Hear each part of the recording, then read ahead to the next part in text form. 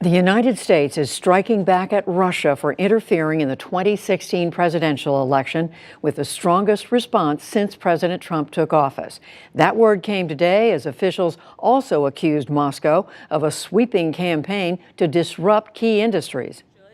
The president has also shown that he's been extremely tough on Russia throughout his administration, and I think particularly you saw that today in the Russia sanctions that were put forward.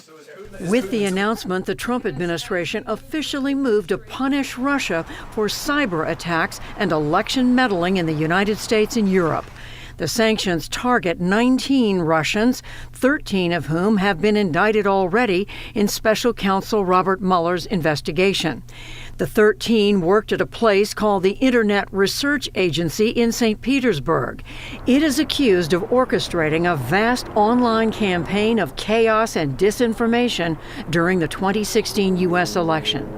4 other entities, including Russian security services and military intelligence, will have their U.S. assets frozen and be barred from doing business with Americans. The U.S. Congress had originally set a January deadline for imposing the sanctions. But President Trump has dismissed claims of Russian election meddling as a hoax or insisted it did not contribute to his winning the White House. He said it again just last week. The Russians had no impact on our votes whatsoever, but certainly there was meddling, and probably there was meddling from other countries and maybe other individuals.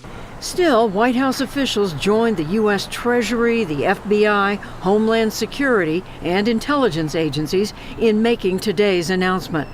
They also looked beyond the U.S. election and described an even broader campaign by Moscow.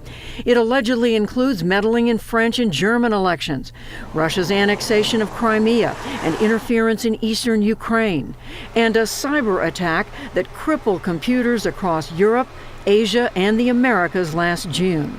The Department of Homeland Security and the FBI also charged that Russia has attempted to penetrate the U.S. energy grid in what they called a multi-stage intrusion campaign.